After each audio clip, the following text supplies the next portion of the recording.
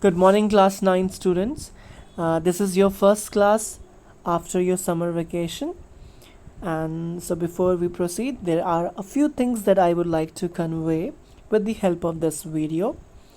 As you are aware that your summer vacations, your vacation is long gone now, and it's high time for you to be sincere about your studies. And this is very important, and I want you to follow it and adhere to it. Whenever you have your Zoom class, the link is always shared on WhatsApp broadcast. So please make sure you attend each and every online Zoom class. Never miss it. In case you have any emergency, you can inform beforehand. And in today's session, we will be revising the last portion that we covered on the last working day, the chapter The Sound of Music. So in today's session, we will be going through the summary of the chapter, and in homework you will have two long value-based questions that you could do it on your own. So in this chapter, we have read and you will read about two famous extraordinary personalities: Evelyn Glennie, she is from Scotland, and Bismillah Khan. He is a renowned Shehnai player. And he should be appreciated because for his commendable passion in the field of music and sound. So we'll start with Evelyn Glennie, who happens to be a famous percussionist, Scottish. She's actually from Scotland. She is a Scottish. So let's start. The Sound of Music, it is about two renowned maestros, Evelyn Glennie and Bismillah Khan, right? And the chapter will will give you an insight into the journey of these two famous legends in the field of music. And you will also going to learn that how these two extraordinary personalities overcame all the problems and hurdles they came across they came across in their life, and they managed to defeat it. So the first part, it begins with a 17 years old girl, and she's very nervous because it is her first day at the famous Royal Academy of Music in London. And let me just remind you once again, Evelyn Glennie, she is deaf. She cannot hear, and it was if you cannot hear and you want to pursue the field of music, I think it is it is actually remarkable and very intriguing because to be that is actually it's when you are into this sound and music, obviously you should be able to hear, because how will you able to know the songs and other things? But she defies everything. Evelyn Glennie, she defies everything. She is deaf, and it was a huge challenge in her life, and she was but somehow, not somehow, due to her determination and her the way she sees and perceive life, helped her achieve her goal. So when she was 8 year old, her mother discovered that her hearing ability was becoming weak. They called her and she did not respond. And in the beginning, Evelyn Glennie, she tried to hide her disability from her friends and teachers. But by the time when she turned 11, her disability, it became it was no longer conspicuous. It could easily be spotted, right? So everyone was aware of her disability, and the headmistress of her school, she asked Evelyn's mother to take her to a specialist. But right, so her mother, she was told that her hearing loss was due to gradual nerve damage, and she was also advised to wear a hearing aid. But this did not stop Evelyn. She was aware that she has this inability, but she was determined to live a normal life. She wanted to live a normal life, and she actually lived a normal life. She wanted to pursue music. So, one day she saw a girl and she was playing the xylophone, right? I think I have already shown you the picture of xylophone. Uh, in the Zoom class, and you can also Google it if you have forgotten it. So xylophone, she saw this girl and she was playing xylophone, and this is where Evelyn, she decided that she would play the same. And then there is a name of a person. His name is Ron Forbes. He's a percussionist. He is recognized, he recognized her talent, and he told her not to listen through her ears, and he advised her that she should feel the music, because she cannot hear. So she should feel the music through her, uh, through her you know she feels the vibrations, or try to feel the music and the sound. So this was told by Ron Forbes. He's a famous percussionist, right? So what happened next? you know and whenever we talk about Evelyn's success, right? This is the name we cannot leave, or skip, because he has given his inner huge contribution, in order to help Evelyn achieve her goal. So at that moment, Evelyn could sense that she could actually feel the higher drum from the waist up. This is very important, right? You have to remember this, that Evelyn, she can sense that she can feel the music, the higher drum, especially the higher drum, from the waist up, from her upper body, and the lower drums from the waist bottom, right? So that's how she learned, and she learned to open her mind and body to different sounds. And after that, she never looked back, and that is why she has been selected, right? In At the famous Royal Academy of Music, and this is where she is going. So, and that's not enough. She traveled all across United Kingdom with a youth orchestra. She was very determined, and she actually, she was so passionate about music. It was her life. And she, after that, she auditioned for the Royal Academy of Music in London, and she played xylophone, and she scored the highest grades in the history of academy, right? In the history of academy. Then she moved from orchestral group to solo performance. So when she went to United Kingdom, she was with a youth orchestra, right? Orchestra where a group of, there is a group of people, right? Group of musicians. But after that, when she performed well, she also started performing solo, right? So at the end of 3 years course, she earned most of the top awards, right? She has won endless awards, and I think it is countless, right? And in one of the occasions, she said, and she shared, that if one knew one's goal, then one could achieve, right? Because if you are aware of your goal, if you are aware that what you are supposed to achieve, what you are supposed to pursue, then it means you will be able to achieve it. And that's how she learned, that's how she achieved her goal. And she became the world's topmost multi percussionist, and she also mastered over 1000 instruments.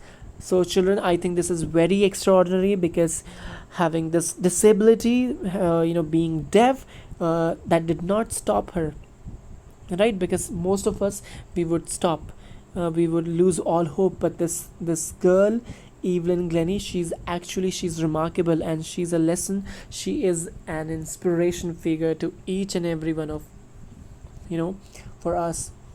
And that's how, it is, I think, it is true to say that music poured through every part of Evelyn's body, right? She sensed the sound of the xylophone.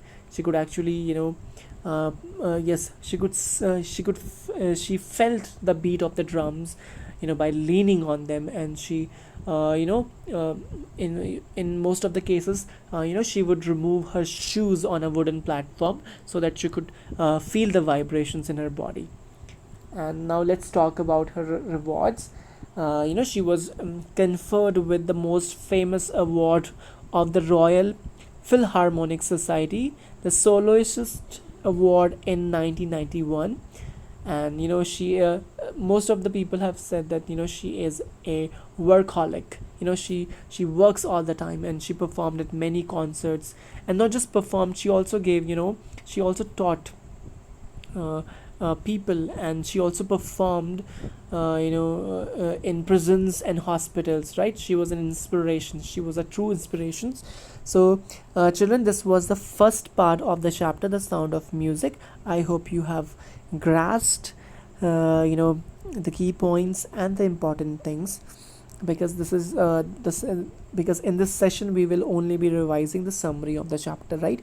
Because we have already done the chapter thoroughly, and today I don't want to start with a new chapter, because I wanted you to go through this chapter one more time, so that you will not forget the important things, right?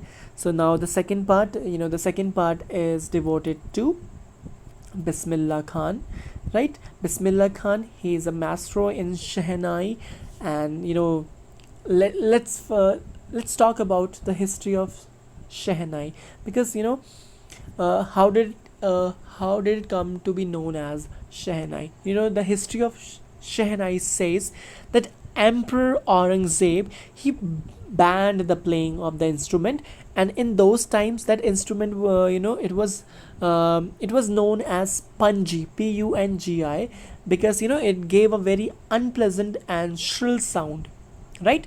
Later, a barber, the one who cuts hair, a barber, he reinvented this instrument. And how did he reinvent it? He took a pipe, and with a natural hollow stem, and he also made 7 holes on its body, and then he played on it by opening and closing of those holes. And surprisingly, the instrument produced a very mellifluous, melodious sound, and the emperor was impressed, and he accepted, and then he named this instrument Panji Shehnai, because the sound of the Shehnai was considered auspicious. Auspicious means something which is very holy and great, and so it was played in the temples and wedding. And Ustad Bismillah Khan, why is he known as Shehnai master? Because it was he who brought the instrument onto the classical stage. So let's talk about Ustad Bismillah Khan. He was born on March 21, 1960, and he actually belonged to a family of musicians in Bihar, right? His grandfather Rasul Baks Khan, he also played Shehnai in the Bhojpur King's Court, and his father Pegambar Baks, and other ancestors, they were also great Shehnai player. So we could actually see the whole pedigrees into this in this field, Shehnai. So when Bismillah Khan, when he was 3 years old, he went to his maternal uncles. Maternal uncles means his mother's brother, right, house, and he was very impressed by his uncle's practice of Shehnai. And he also accompanied his uncle to the Vishnu temple of Benares, and this is where he observed his uncle play, performed and playing Shehnai, right? And soon he developed this interest, and he started practicing this instrument himself. And after a few years, the temple of Balaji and Mangala Maya in Benares and the bank of Ganges, it became Bismillah Khan's practice ground, right? Bismillah Khan's practice ground. And then what happened next? So it became his practice ground. So and then when he turned 14, when he turned 14, Bismillah, he accompanied his uncle to Allahabad music conference, and in the opening of All India Radio in Lucknow in 1938, which actually became a breakthrough for him, right? He started playing Shehnai on the radio, and he was the first Indian to get the nation's independence with his Shehnai on 15 August 1947. This video is, if you will, when we got freedom, you could actually Google, and there is there this, you will find this video where you could actually see that Bismillah Khan is playing Shehnai on 15 August 1947 at the Red Fort, and he played Rag Kafi, right? And it was his memorable performance, right? And he also made music for movies, and that in the in Bollywood he was also recognized, right? He was the first Indian to be invited to perform at the Lincoln Center Hall in the USA. He also performed in art festivals, fairs across the globe, right?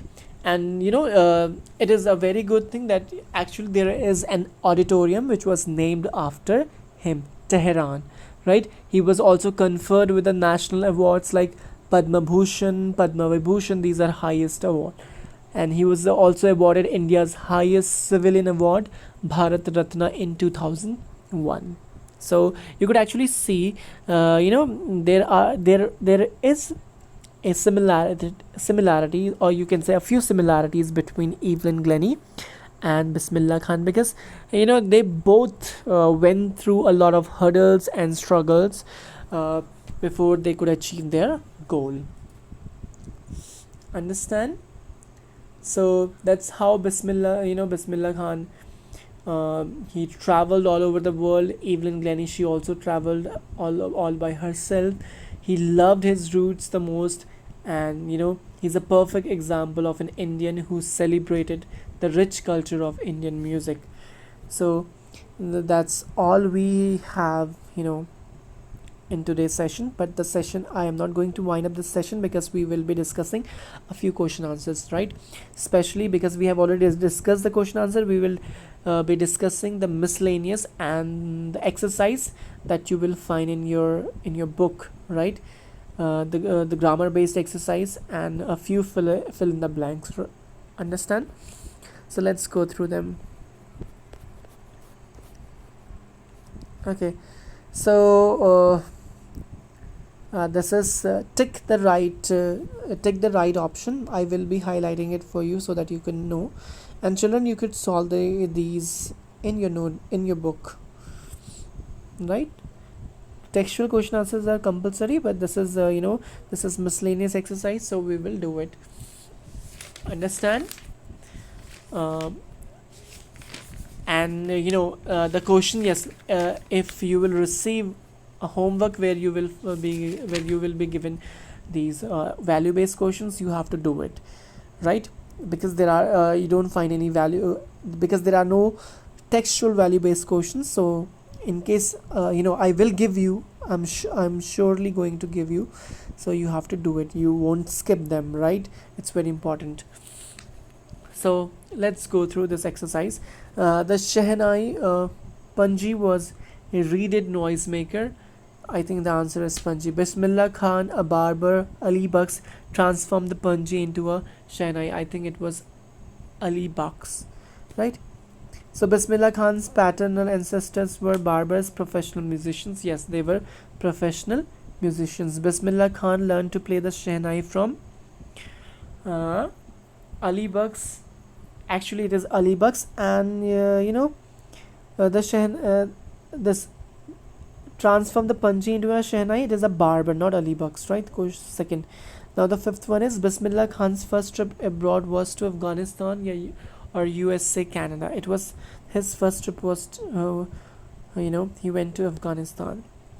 And find the words in the text which show Ustad Bismillah Khan's feeling about the items listed, then mark a tick in the correct column. Discuss your answers in class. So teaching children music, I think it has a positive effect. Yes. The film world, they have a negative effect, obviously, even in today's time. Migrating to the USA, no, he was not in favor of migrating, so again negative. Playing at temples, we cannot say, it's neutral. And getting the Bharat Ratna, positive, obviously. The banks of the Ganga, yes, positive, because he spent a lot of time playing and learning.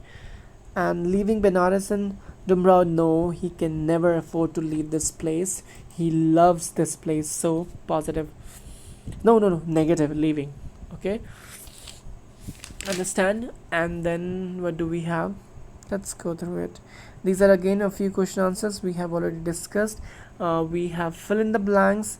The so okay, the school sports team hopes to win. We all want to succeed, right? They advised hearing impaired child's mother. What did they advise her to do? What did they advise her to do? To take her to a specialist, right? His headmistress, her headmistress. The authorities permitted us to dash. What did authorities permit us to do? It's play. A musician decided to dash. What did the musician decided to do? Play a new raga. And then the home of a royal. This is what we are supposed to do. From the text on Bismillah Khan, find the words and phrases that match these definitions and write them down. The number of the paragraph where the find words phrases has been given for you in brackets. The home of royal people, it's very simple, royal residence. The state of being alone, it is called solitude. It is given in your chapter. A part which is absolutely necessary. Indispensable is very important, right? So an indispensable component. To do something not done before, improvise. And without much effort, effortlessly, quickly, and in large quantities. I think it's thick and fast. Okay, that's all for today's session, children. Please go through the video from the beginning to the end in order to have the complete understanding of the chapter. Thank you, everyone. Have a nice day. Try to be try to be diligent and sincere. It's high time you must pay attention to your studies, because you have spent a lot of time away from physical books and all, and the classroom, right? Thank you, everyone. Have a nice day.